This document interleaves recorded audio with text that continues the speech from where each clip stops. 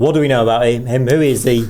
All due respect to Swansea, I think you've got to go to Boro right now, haven't you? Are you over the anger of it? What a rat. I'm clear on this. We are in a relegation battle right now. When you look at the Championship, it's such a messy division. I think we're maybe underestimating his ability in terms of what he's done. And I know he rubs people up the wrong way. Chris Davies will leave Birmingham. Whoa!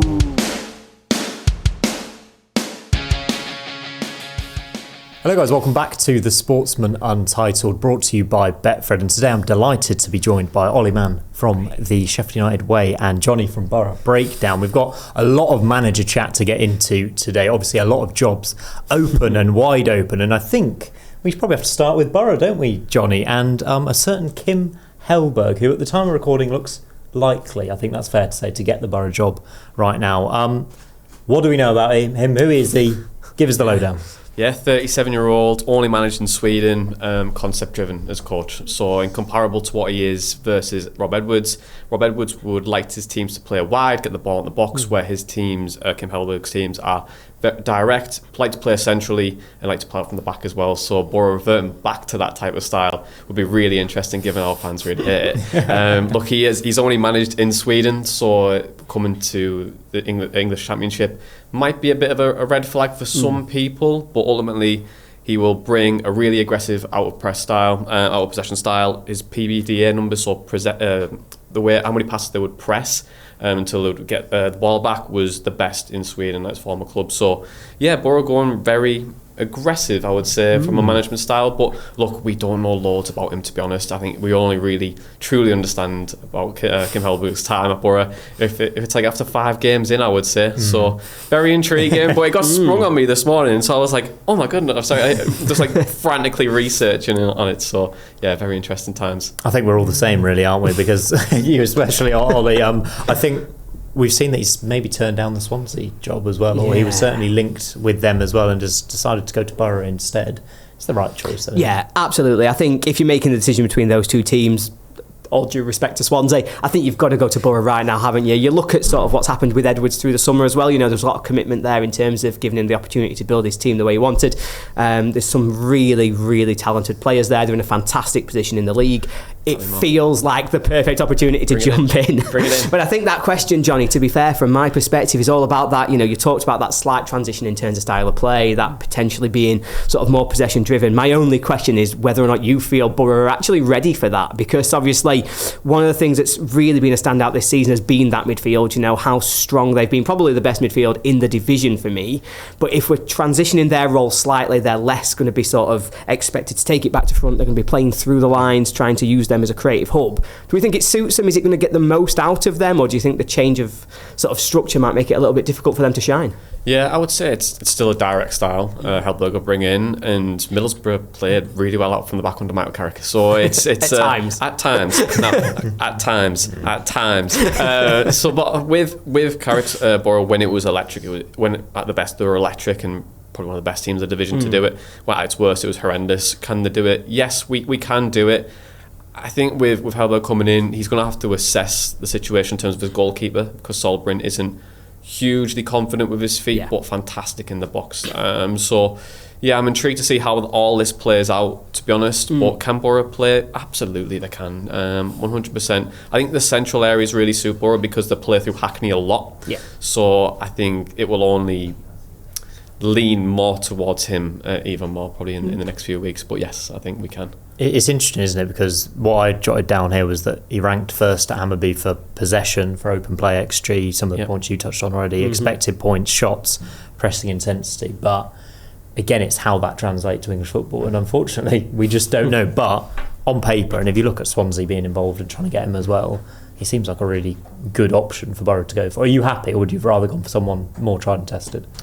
There was a number of different people on Boro's list. Carlos Corberán looks like someone who's going to be potentially be available. Ole Gunnar Solskjaer was available as well. So the two managers where you look at and go, okay, if you give them a chance, yeah, I think they would be great. I think Corberán and Davies together was just like something for me. I'd be like, that is a dream management partnership. But look, we don't know a lot about Hellberg yet. There will be more to come. And yeah, ultimately, I believe in Boro as a group at the moment. I think they're making the right decisions off the pitch. And yeah, I'll fully back them with the appointment. And AD staying is really key, isn't it? Oh, I love AD. I think he's great. I love AD. I loved AD before you loved AD. He's mine now. And look, I think he is a fantastic coach, and I'm so glad that he's sticking around. Just as you've got a manager coming in who hasn't experienced the Championship, what a great person to have by your side to educate you on the division. And it's almost that consistency has helped them. I don't think this is too much of a kind of rock the boat situation at Boro, given what's happened with Edwards, but having that consistency is really important for them. Yeah, it's absolutely huge because you want to learn from what has been so successful so far this season. And I think I'm not wrong in saying actually this might come at the perfect time in terms of freshening it up, trying something a little bit different, because Boro's form had started to dip a little bit. I think if you look at those underlying numbers, they weren't trending as one of the best teams in the division at the moment, certainly not at that sort of automatic promotion level. And maybe this sort of freshening it up, changing it a little bit, it's not come at the worst time. I think you want AD to stick around because he's proved himself over numerous years now, obviously with Coventry and Boro, as being one of the best in the business in terms of that number two who you want sort of bringing everybody on. But I think freshening it up might not be the worst time. You know, you talked about the transition there for sort of coming in first time into the Championship. Well, the man that Hellberg replaced at Hammarby was Marty Cifuentes. He seemed to have a pretty good impact when he first came into the Championship. Obviously, what he did turn it around at QPR. So maybe he can learn from his good friend and he can try and pick it up there. Don't speak to a Leicester fan, I think, at the moment. I don't think they would say that. But yeah, I echo that point as well. Boro's underlying numbers under Rob Edwards were really starting to decline. You know, we were giving up more chances. We weren't as creative. Middlesbrough looked really clueless in possession when teams sat deep, and it was very much a case of, okay, well, it's going to be Luke Hale, I'll bring it forward. He'll play it wide to Callum Britton. Britton whips it, and no one's in the box, and you're going, right, okay, well, nothing's going to happen for Boro now. So Edwards leaves Boro with his stock high, and you know, ultimately, if you asked him a few weeks and he kept him at Boro, you might be saying, well, actually, he probably wouldn't have got the Wolves job. So it's an interesting time. But yes, it does take teams about 5, 10 games, 15 games to really understand what a team's doing in terms of the patterns. So if he's in charge for Coventry, could be a shot. You know, we might get something. I think Jonny was a lot more magnanimous there about Rob Edwards leaving than Middlesbrough were in their statement. He signed a long contract. He's left.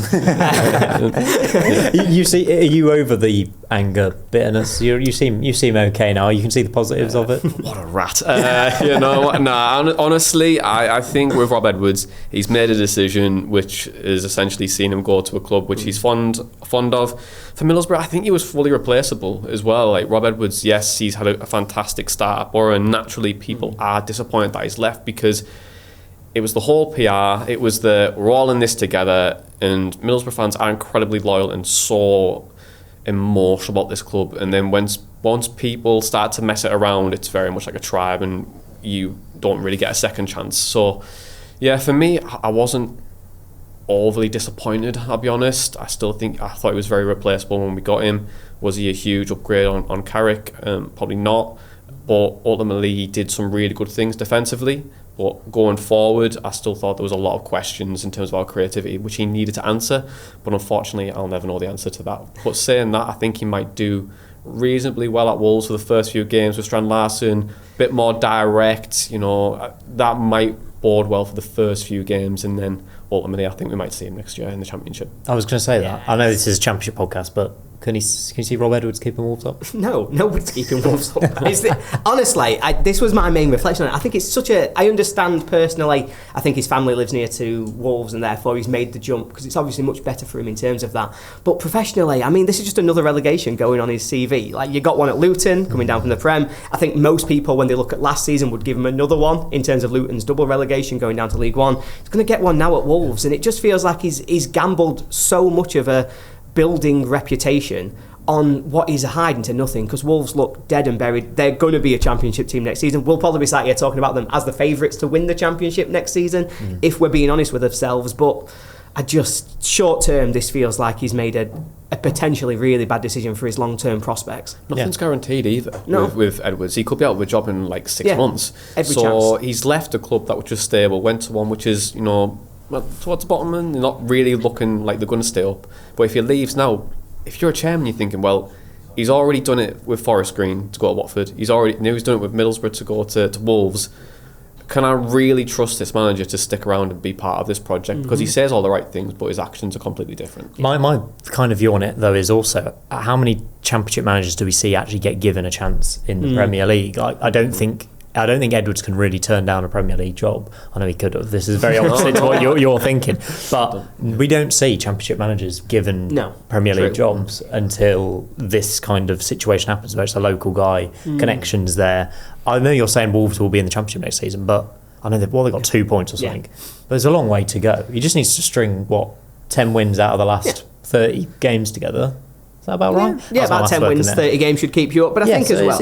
I just think... I think it's probably the right move for him. Interesting. I think you're right in that, we've just seen jobs come up. West Ham, for example, Forest, for example, and people like even Lampard's not being poached and they're coming down. So it shows it's really difficult to make that jump out of the Championship if you don't take a club up. And I understand that, financially and, emotionally, there's a lot there for him to work through. But I just think it's a huge risk to take when you are in such a strong position with Boro. Are they in a strong position? I know they're second in the league and their squad's really good, but we just said that the numbers had dropped off slightly. And if they'd have finished 6th or 7th this season, there's no guarantee. Boro aren't Coventry this season in terms of where they are in the league. That's get that in there. It's feeling confident on your side. If Boro were top by 6 points and scoring all these goals, then I'd understand it. But I don't think there's any guarantees Boro will be a Premier League team next season. No, there isn't. If Edwards had stayed or left. No, it's fair. I don't think Boro would be in a Premier League team next season if Edwards did, to be honest. I think the numbers were... And look, you can look at it and say, he's looking at a spreadsheet and this doesn't make sense. Use your eyes, watch the game.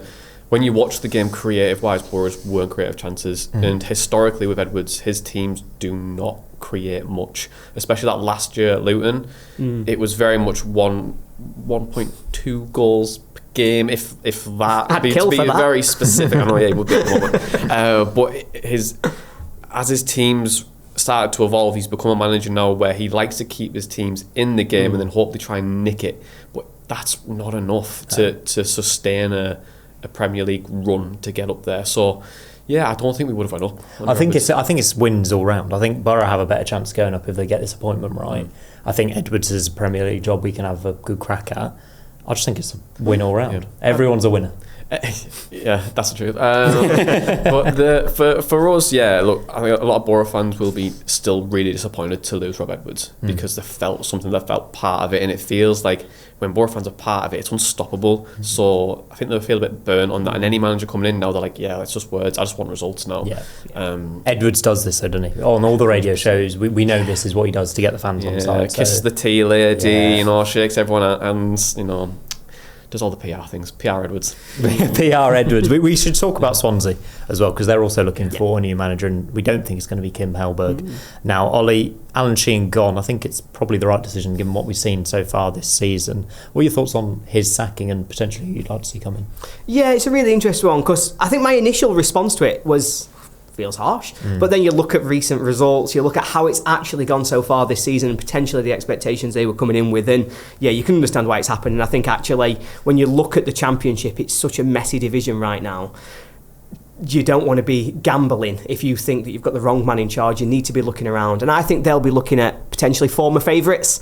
Obviously there's two they've worked with previously, both out of a job, both coming from Scotland, Brendan Rodgers and Russell Martin, and I think they should be the kind of manager looking for. I think Russell Martin's rubbish. I understand he's had decent record in the past. I know a lot of people really like it, really buy into what he's done there, but for me he's just not the man. I just don't like the style of play. I don't think it's effective. I think it's boring to watch. I think there's so many issues with it, but for me I'm really interested in where Brendan Rodgers lands and what his next move looks like. So obviously that was a really messy breakup from Celtic.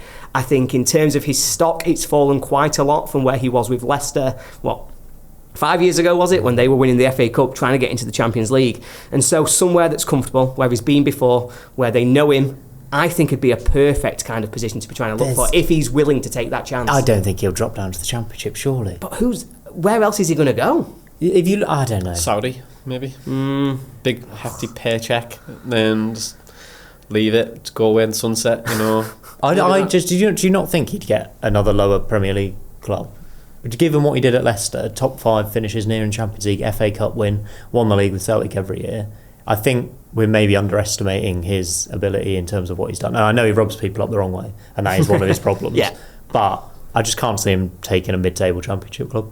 No, and it's possible. I just don't know how high his stock is right now. And I think he's one of those managers, we were talking about Russell Martin earlier, where do you jump straight back in to try and get some positivity going? Especially after the way he left Celtic. You know, the statement that came out from Celtic's owners was scathing in terms of the way that he's handled himself and the way he's rubbed them up the wrong way, as you put it. And so I think he'll probably be looking for an opportunity to get some positive feeling. Swansea feels like a club as well. If you look at them over recent years, you don't have to overachieve too much at Swansea to have a really positive PR machine, as we were talking about before, around you. You know, you look at their recent managers like Russell Martin, you don't have to get them in the playoffs, you don't have to get them pushing towards the top of this division. Generally getting in and around that sort of sixth place in a playoff contender gets you enough to then jump to the Premier League. They seem like a fantastic springboard club, and if you're looking to rebuild yourself, I think they're just a great opportunity that even just for a season would give him a huge opportunity to be back in the Premier League. And I've said opportunity about 17 times in that last 2 minutes. I would say I disagree with you on the Russell Martin appointment. I think when you look at identity in football and what Swansea is and what fans believe. So like with Swansea, I think they're very conditioned to possession-based football. Middlesbrough fans really love more direct style and a really intense play. I think you're the same with Sheffield United as well. Chris Wilder for you is, not for much longer, is the identity of what Sheffield United is in terms of the intensity. Swansea's the same, and I think Russell Martin really embodies that, to be honest. I completely agree with you. For me, I think it's a fantastic appointment, to be honest. I know he's been burnt a little bit at Rangers, but I don't think he's a bad manager. Every manager has bad moments, but ultimately they'll always improve from it. You can't say one manager's bad at one place maybe 5 or 6 years ago and then not expecting improvement. He's done well in the Championship. So he got Swansea into the playoffs, I think, didn't he? And then he got Southampton promoted through the playoffs. I think he was hammered at Rangers and he was terrible at Rangers, and there's no excuse for that. But Swansea fans really love him, and I think there's a case of he needs somewhere he's going to be loved. I also wonder with Martin, he needs a club that he's been at before and that sort of connection. We'll talk about Norwich in a minute, but either a Norwich or a Swansea, it's very rare that both of these jobs are going to be available at one time, and he is a prime candidate for both. So I think that connection might be really key for him. Yeah, and he goes in with no expectation either. You know, I think they're really poor at the moment. Swansea, they create absolutely nothing. Defensively wise, they're just staying in games. The form's quite poor. I'm concerned about them, I would say. I don't think they'll be relegated, but I think there's worse teams.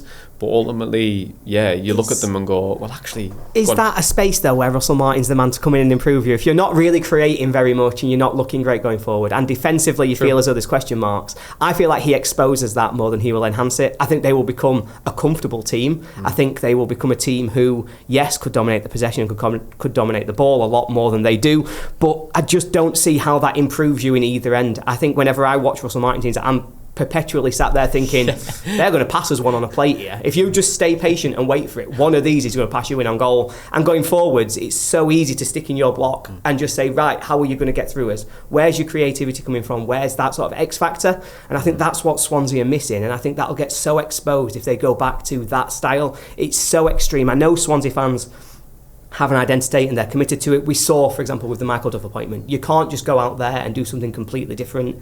It's never going to land. It's not what they want. But I think going to the full extreme of Russell Martin, while it'd be right for him to land there, I don't think it'd be right for the club. And I actually think it would increase their chances of going down as a result of that move, because I don't think they're a relegation team. I don't think they'll end up in that conversation. But if you put Martin in there, I think all of a sudden that becomes more of a possibility for me, because I think there's every chance that their defensive frailties get more and more exposed as weeks go on, as we saw at Southampton. Because even in the Championship, when they were trying to get promoted, ultimately this is a Southampton team that came down as favourites for the division, finished fourth, were a long way off the automatic promotion spots in terms of where they'd been all season. It was a late run that got them into sort of a comfortable fourth position. Yes, they did really well through the playoffs, and he did get his tactics spot on at Wembley against Leeds. He showed that he can adapt and can potentially learn to go against the opposition. But over a season, I think we've seen consistent frailties with his teams, and I think that's just what Swansea don't need right now. I think you make very good points there. I think that Potnick could be the X factor, though, in terms of sorting them out in front of goal and being a bit more clinical. We'll have to see where Russell Martin ends up. Norwich City. Now, Jon Dahl Tomasson is the favourite. Now, odds on for this job. did some decent work at Blackburn, I think you have to say, and it's just been let go by Sweden. Interesting one for Norwich, isn't it? Given the position they're in as well. Honestly, with Swansea, Norwich. Sorry, I'm so embarrassed by my prediction. I had them in the playoffs, and fifth. Now I'm looking. I'm like, I know nothing. And but 8 home defeats in a row. I think naturally you get anything at home, it's a bonus. But with Jon Dahl Tomasson coming in, I actually think this is a really safe and sensible appointment, and I think this is exactly what Norwich need right now. Yes, they have went with more of the sentiment of Mann, and ultimately everyone thought he was going to do relatively quite well after his success at Bristol City. But ultimately, Jon Dahl Tomasson, very sensible, very, very happy with it. I think the one downside to the appointment is that a lot of it's not going to be in his control. So the recruitment this season has been really poor, and you can only do so much with what you've got. And I think he'll get them safe, but ultimately they need to write this season off. Yeah, we'll have to see and see what happens at Norwich. But also, JDT had a bit of friction with the owners at Blackburn. He did. And there's friction with the owners at Norwich already, and protests outside the stadium and things like that, tennis balls on the pitch. It could go kaboom if he gets appointed. Absolutely. I think that is it's boom or bust. There's 2 ways that it could go with Jon Dahl Tomasson. I think his start at Blackburn was really impressive. I think possibly his first full season did really well. I think I predicted them bottom of the league. I thought they'd got a really poor squad, really going to struggle, and he got them overperforming so much. But that man management, that ownership management, even the fan management, by the end, he was not liked at Blackburn. He wasn't a popular man. They weren't disappointed to see him leave the club, and I think that speaks volumes in terms of he was doing all right on the pitch, but everything else was exploding around him. Put him into an environment where it's already exploding around him, and I think there's huge question marks. We're also talking, we've talked there about some impressive work he did at Blackburn a few years ago.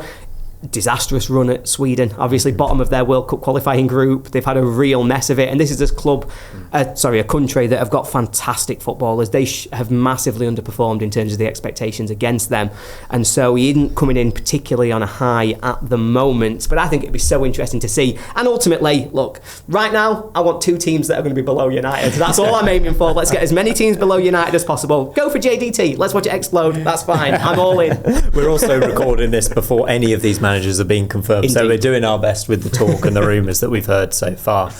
We can talk about a manager that's definitely in charge of a club at the moment, though, and that's Chris Wilder. Yeah. Take it away, because I don't know, it's not really turning around in the way that many had hoped. Certainly you'd have hoped or expected so far. Results aren't great, still in the relegation zone. Sheffield Derby coming this weekend that we'll get onto in a bit, but it's been pretty tragic, hasn't it? It couldn't have been worse. I don't think there was a worse possible scenario at the start of the season, if I'm being honest with you. I remember, you said there, I had Norwich in the playoffs and, look how bad I look. I think my exact words were, I can't envisage any scenario where Sheffield United finish below 4th this season. I think that was what I said. To be clear, 24th, you meant? Yeah, of course. I can definitely picture a scenario now where we finish below 4th. But look, it passes the eye test that it is getting better. Under Sellers, it was an unbelievably disastrous start. We were in such a mess, sort of 5 games into this season. We'd scored 1 goal, we'd conceded 14, we'd barely had a shot on target in the majority of our games. It really was just all kinds of wrong, and arguably as bad as I've ever seen it at Bramall Lane in terms of the performances that we were putting in, week out. Since Wilder's come in, we've been competitive, we've been steadier. What we're starting to see is how bad that recruitment was through the summer. I think early in the season, a lot of blame was just pinned at Sellers' door, and everybody was very quick and easy to say, well, yeah, it's Ruben Sellers. What chance did we have? Come on, look at the manager. But now you look at it and, you reevaluate mid-November and you say, actually, this isn't a squad that was anywhere near where we thought it was at the start of this season. Some of these players who've come in who we said, oh yeah, they're going to come in and be fantastic, they're not all that, and it's really starting to be exposed now.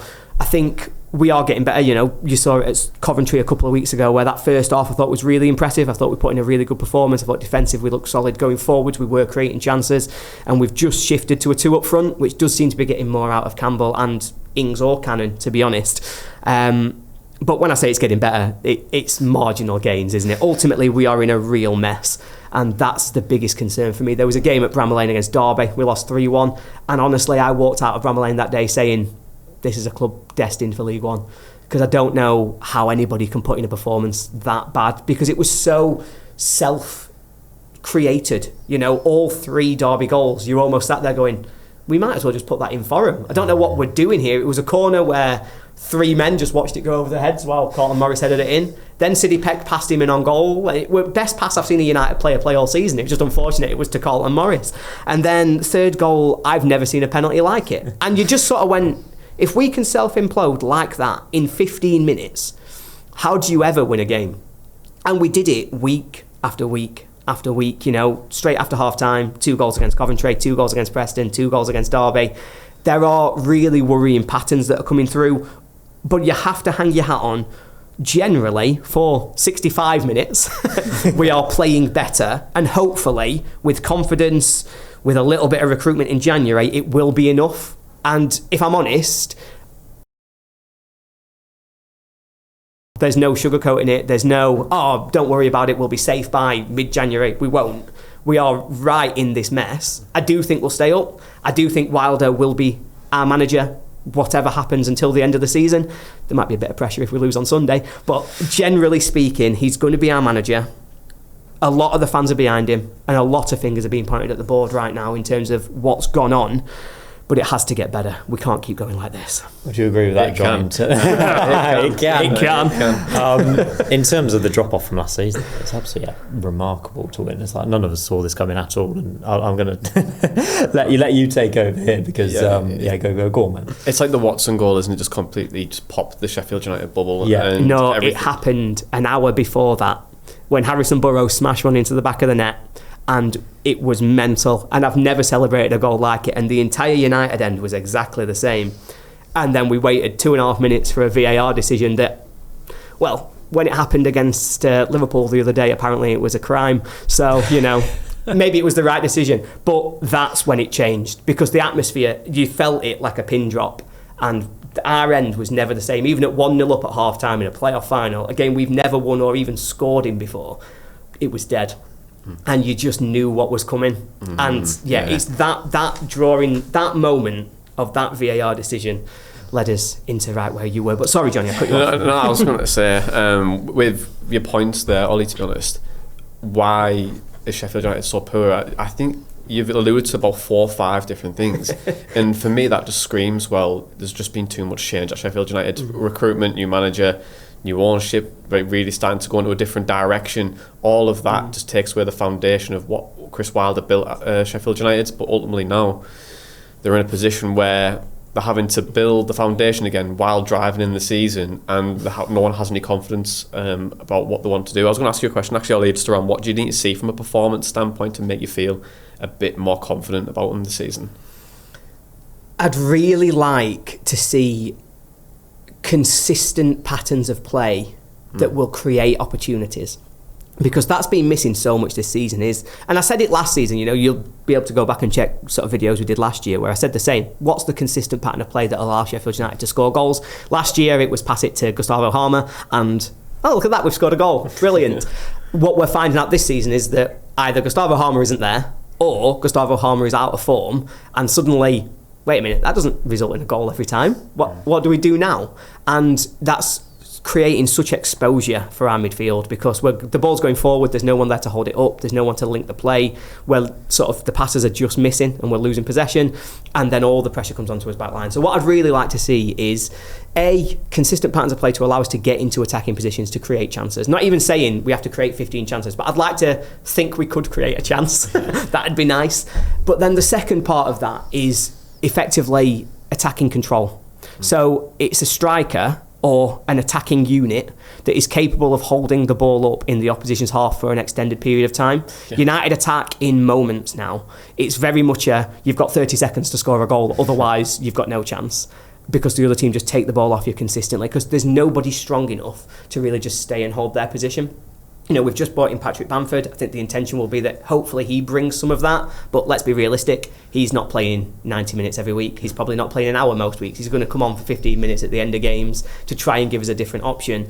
And so, I just want to see what we've worked on in training. I want to see what the plan is for how we're going to create it. I think it's started to come. I saw it a little bit against QPR, particularly down the right-hand side. Brooks and Sariki feel like a much better, more balanced pair. We've not seen Sariki much this season. Tanganga's been at right-back, and that's really exposed us going forward because it's just so isolating. What you end up seeing is Ogbene at one end of the pitch, Tanganga at the other. And so when they attack, Tanganga's isolated and gets beaten, and when we attack, Ogbene's isolated and loses the ball. So it's going to be quite nice to see how we get those overlaps and feel a little bit more consistency through that. We know the midfield isn't good enough. We just don't have enough physicality there, so we have to find other ways of playing. But for me, it's all about the attacking structure. Get that right, and suddenly we'll look like a much more rounded team. Do you think Gus fancies a January move back to a former club, maybe? People keep asking me this. It's a really interesting one with Harmer because 18 months left on his contract. Obviously, bids rumoured to have come in the summer that we were willing to turn down from Leeds in particular. We are now in a position where we need a massive rebuild with parachute payments running out. Obviously, we've had our last parachute set of payments last summer now. And so where does the money come from for the rebuild that this squad needs? Where does the money come from in terms of plugging the gap of parachute payments next summer?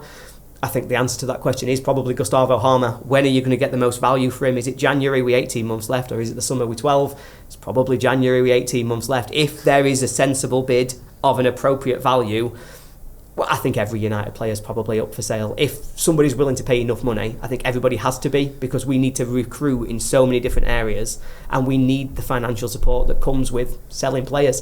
But based on this season, to be honest, it's Callum O'Hare I'm worried about. He's the only player who comes out with any credit. He's had a fantastic season, and maybe he has thrived with Gus being out injured. Yeah, completely agree with that. Do you think Wilder sees out the season? There's a world where he could go again, isn't there? There is a world he can go again and then be rehired in September. But yeah, it's a really difficult conversation. I was going to ask you the question of, is it a massive disaster or is it a blessing in disguise if Sheffield United did get relegated? Massive disaster. Yeah. Because we financially fall off a cliff. Fair enough. Don't do that. Yeah. But honestly, I genuinely don't know about Chris Wilder. I'm looking at Sheffield United, and yes, I have seen improvements similar to Ollie, but I just don't see enough. And are they going to be bailing out because of other teams that probably aren't as good? You're looking at Oxford, who are a bit of concern, Swansea, a slight concern, Blackburn, all have turned a corner recently. Are they going to do it, stay up this year? It's so hard to predict, I would say. I think Norwich will get better as well. I think Sheffield United will be fine, but big caveat, I think I said that about Luton until May last year when I was like, oh no, they've actually been relegated. No, yeah, they have. So there's obviously that concern there. I think that's enough, Sheffield United. I'll let you off because now. Otherwise I'm just going to cry. I want from both of you, please, if you can come up with one on the spot, one bold Championship prediction of something you think will happen before Christmas, because we've got a big run of games now from now until March, isn't it, the next international break? But we've got about a month until Christmas. Ollie, got anything you can had to be me first, didn't it? I'm giving Johnny some thinking time. I do think, yeah. Bold prediction. I think. Do you know what? I've already angered this fan base once because I predicted them to finish bottom at the start of the season. So I'm going to anger them again. I think we will see Hull have a horrendous run. Whoa! I think we're going to see Hull drop like a stone. And I think they will have a consistent run of games where they just don't pick up any points. I don't think it'll be similar to what happened, obviously, a few years ago when they lost players like Grzycki and they ended up going down. But I think we'll see them drop to 14th, 15th. I think there's a huge run of games coming up where I just think they're going to really start to struggle. I think they'll get bogged down. I think some of the players they've been relying on, players like McBurney, we know they can't play consistently week in, week out. And when those injuries hit and start to bite a little bit closer, I think they'll really drop. So my prediction is, I've already upset them once, I'm sorry. Hull are going to drop. I semi-agree with that as well. They are overachieving in comparable to what you look at the numbers of it. But I mean, you can't fault them at the end of the day. They are doing really well.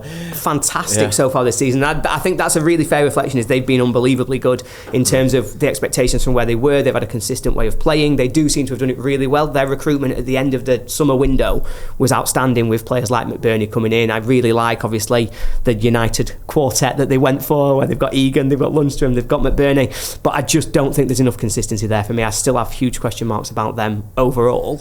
And I think they're in a hot patch that's just going to die off. My prediction for Christmas is Ipswich will be secure in the top two. They'll really come on over the next month. Yeah. I know that's a bit boring, but I can just see them really rocking and I thought rolling. you said bold, mate. Sheffield United getting relegated, finishing below Wednesday. How's that? I thought you said bold, mate. Go on, Johnny. I'm gonna say, given it's bold, I will say. That was a noise. Told you it was a bold one. Told you, Cameron, bold one. Look, I think Birmingham have really ambitious owners, a very ambitious fan base. I just had some really good results. They should have got something against Middlesbrough, but if the results don't go their way, they are underperforming from where they should be ultimately. And if that numbers don't actually transpire into actual points, then December is probably a good time to change a manager and then give a new manager enough time to bring people in. That's very bold. I do like that. I do that. By the way, if you are a Hull City fan and you want to come and argue your point, do get in touch in the comments, because we need a Hull City fan to come on the show. If you have a podcast or anything, get in touch. Also, Millwall, Charlton, Preston, any of them clubs, we don't talk about you often enough, so get in the comments down below. We'll try and get you on the show. I've also got a quiz question for you both for a bit of fun. Remember higher or lower? Higher or lower? Bruce Forsyth, was it? Play your cards right. Yeah, play your cards right. We're going to do that with Championship stadium capacities. I'm going to start by telling you that the capacity of the Den is 20,196. So both of you, if you could have come to an agreement. Yep. Is Deepdale higher or lower than the Den? I'm going to go higher. I'm going to go higher. Yeah? Higher. Well, that's a good start. It is higher. 23,408. What about the Hawthorns? Oh, that's gotta Wait, be. what was pressing against? 23,408.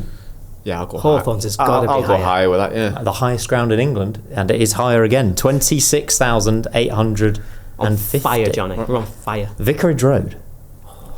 Lower, yeah. Lower. Well, yeah, lower. I tell you what, we've done podcasts before together, you know. Say, like, look at us. it's We are in great. sync. You're making light work of it as well. That is correct. 21,577. Fratton Park, higher or lower than Vicarage Road? They had the extension, didn't they? So put a conservatory on the side. What was Vicarage Road again? 21,577. I think they've got to be over 21. They've won FA Cup in recent years. Yeah, let's go like 22,000. I reckon. Yeah. So let's go higher. How many seats do you get for winning the FA Cup? Oh, you get loads, mate. Yeah, I'm not sure what my logic was there. Are you going higher? Incorrect. It's 20,688 according to my Hey, stats. have you added on the FA Cup bonus? Bonus. Sold out Wembley, come on. Portman Road should be an easy one. Oh, yeah. Yeah, higher. Higher. 30,056 at Portman Road. What about Ewood Park? 30,000. I want to go higher. They've got the Premier League as well. Remember the seats they got? Yeah, for Yeah, the of Premier course. League. Yeah, you're getting an extra couple of I thousand. think it's a bit of like, it's going to confuse you because they don't really fill it as much now because of the owners and stuff like that. But I think Ewood Park's bigger. I think it's about 31, 32. Go on, I'll back you. Correct. 31,367. Next up is Bramall Lane. Bigger or smaller than Ewood Park? What number? 31,367. Higher. Do you know the exact number? Bonus point if you do. No. It is high. About 32 and a half, 32,650, something like that. 32,702. Oh. Very close indeed. Next up, 32,702 was Bramall Lane. St Mary's, higher or lower? Higher. I think it's got to be.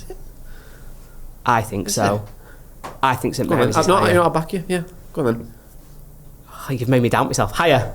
Incorrect. 32,384. Very close. Literally 350 in it. Can't speak to you, mate. And is the Riverside bigger or smaller than St Mary's? What was St Mary's again? 32,384. Oh yeah, higher. Yeah. Do you know the exact figure for bonus point? Yeah, it was. Well, we've actually reduced it. So I don't know if my figure's correct then. But no, it was about 34,000.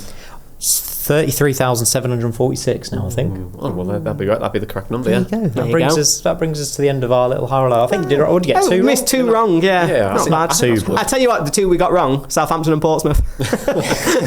we just don't know. We just don't know Southerners. We're two northern lads, we've never been further than London, so it's all right. Two northern lads and three cracking jumpers on today's show. We have to say, for our autumnal vibe. We're going to look at three cracking fixtures ahead of the weekend as well. Starting, do you like that link? That was lovely. That. Preston versus Blackburn. That's a northern game for you to kick us off, isn't it? I mean, Preston are flying. Blackburn lost their last game at home to Derby, but have done reasonably well in recent weeks. What do you make of this one, Ollie? Yeah, I think it's a really interesting game. I think Blackburn obviously have turned it around a little bit. I think we've really started to see an improvement from them in terms of how they're performing. I thought when we played them at Ewood Park, they were functional but not particularly good, but they do seem to have really turned a corner following that sort of implosion they had in the second half in that game.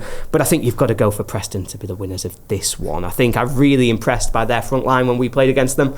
I think they used their wingers really effectively, but Dan Jebberson to me looks a completely different animal from what I've seen from him previously. Physically he's developed into a more complete striker. It's all of a sudden he can bully defenders, he can get on top of them, he's still got his pace.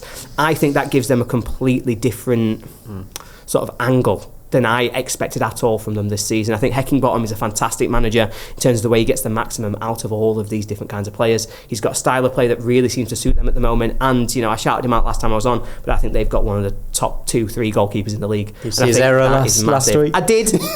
We all make errors, we've all been there. Me by bringing it up, but I think for the most part, for me, when you've got that kind of X factor, and I know Jebberson doesn't score as many goals as he should, I do think he's got a run of form in him, and I do think he's seen significant improvements as the season goes on. But when you've got players who I really rate and think you've got that X factor front and back of the pitch, that sets you up perfectly, particularly for a game like this where I think it'll be won in moments, and I think Preston and the team more likely to have the big moments. Score prediction 1-0. 1-0. I always, you want to see a bad pre-season prediction, look at what I said about Preston. I think second bottom or something. Humble pie indeed. I think they'll win this game as well. But Jonny, what's your score prediction for this one? I've gone 2-1 Blackburn. Oh, yeah, I actually have. I've predicted a shock win. Both 1-3 in 4, 2 defeats in 5 for Blackburn. Blackburn have only won 1 in the last 6 games against Preston. I think they've turned a corner this season, and I'm really intrigued around this game tactically as well, where Preston like to get the ball out wide, but Blackburn are a very positional central team, so I think they'll probably win those second balls, be a bit more aggressive in the final third, and I think they'll win 2-1. I think there's a great point in there as well about how impressive Blackburn were against Leicester a couple of weeks back, because I think the way that they stifled those wingers, particularly the lad down the right whose name Fatawu, thank you, particularly Fatawu down that side, where they just completely nullified the threat that he brings to the game. I think that shows you that sort of positional strength they've got down the wings in particular, where they can really limit the opportunities you're going to get against them. That will stand them in great stead for a game like this, but I do just think Preston have got that extra little touch, and I think as well, when you've seen a fantastic performance like that, sort of as defensive stability against a team like Leicester, they might actually come out and play a little bit more in this one. They're not going to see it as a backs to the wall, let's sit in, and I think that will potentially harm them. So I do think you make a fantastic point there about their sort of way of holding that structure. I think they've shown us they can do it. I just think they won't for this one. Interesting stuff. I'm glad you've gone against each other. That's good stuff. The next game we've got to talk about is some sort of game in Sheffield going on? No, I've not heard of it, mate. Never heard of it. What do you think from Sheffield United Wednesday? I mean, clearly United are favourites here, Wednesday in trouble, but my point here is that Wednesday have struggled after 3 game weeks with a small squad. It might actually be a good time for them to try and win a derby. 100%, it's the best time to do it, but I think that Sheffield United will just be the better team. Brutal honesty. I don't think with Sheffield Wednesday right now, they're a very reactive, survival-based team, I suppose. They're a team that don't really create too much. They rely on key moments, with Barry Bannon being the heart of that. I think everything that you look at Sheffield Wednesday, and look, the great thing is that they're going to be getting new owners. That lift, which all the fans will feel, will be brilliant. But ultimately, I think that Sheffield United are just too strong for them in terms of quality and individual players. Having said that, I think Sheffield Wednesday will win 3-0 now. No, but I do think it's Sheffield United's game to lose. I'll see them probably take, like Ollie said earlier, they're really good for 70 minutes. So if Sheffield Wednesday can just stick in for that period of time, the last 20 minutes, then they might be able to snatch something. It's Sheffield United's game to lose, and boy are they good at losing games of football this season. Sheffield United's game to lose. Do you mean like when we were 2-0 up against Preston after 45 minutes? Sheffield United's game to lose. Look, I think this is a really interesting game. I think tactically it's going to be really interesting as well, because what we've talked about a lot this season and what we've seen from both United and Wednesday is they're teams who can play in moments. I said that United have probably got a good 60 minutes in them at the minute. We do feel as though we've not got that fitness, we've not got that capacity to keep it going.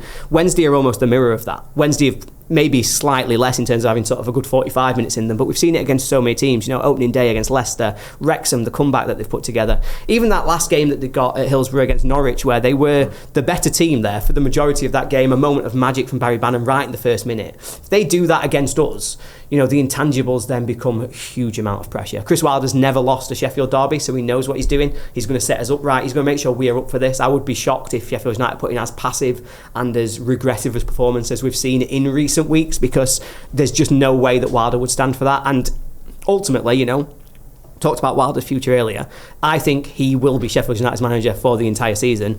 But if we lose this game, I can very quickly see a world where that changes, because this feels like a moment in time.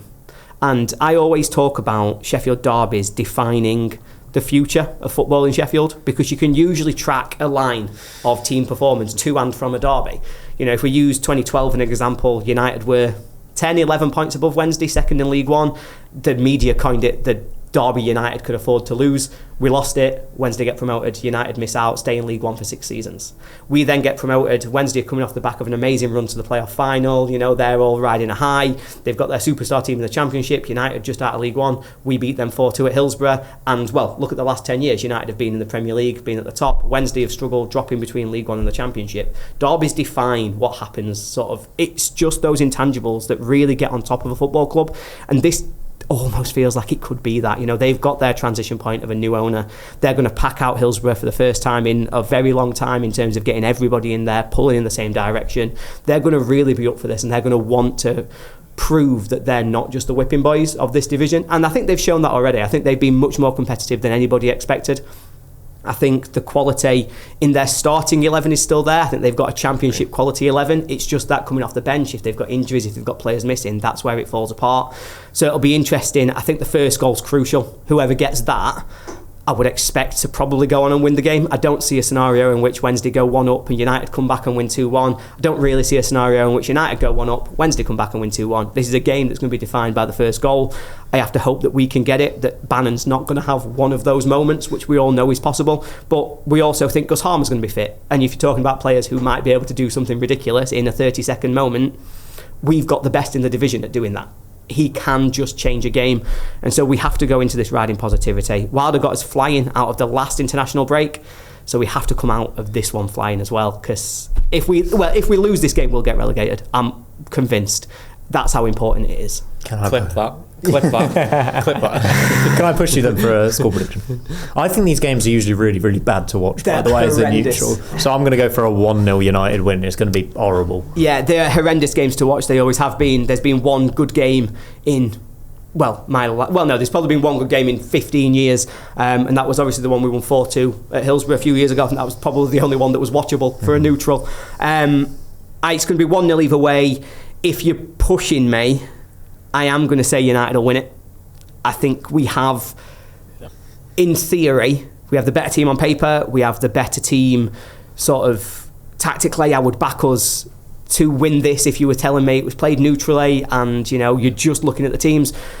My worry is our mental strength, because we have imploded so many times this season, but ultimately we're going to be up for it. We're going to win 1-0. I have to keep telling myself that every night before bed. It's one of my affirmations. We'll win 1-0. We'll win 1-0. Just stop talking. Johnny, what about you? Score prediction, please. Yeah, I went 3-1 Sheffield United. That's good. Yeah. I'll take it. Yeah, I thought you would. I think it's going to be a really intense game, but I do think Sheffield Wednesday will go for it around the 60-70th minute, as it'd be a 2-1 and then be a goal at the end. And very quickly, the last game we're going to look at, Derby versus Watford. Interesting one. This Eustace coming off the back of a hell of a winning run. Yeah, the form boys, aren't they? Was it 5 in a row they've won? Yep. Really, I would say now overperforming in terms of underlying numbers. Carlton Morris, for me, arguably, I think he's one of the best strikers in the division, to be honest. If he was at Middlesbrough, I think Boro would look probably better creatively. Under Rob Edwards, rest in peace. But yeah, it's a really interesting game. I think Javi Gracia hasn't got hold of this Watford team yet in terms of his identity and trying to get everything across.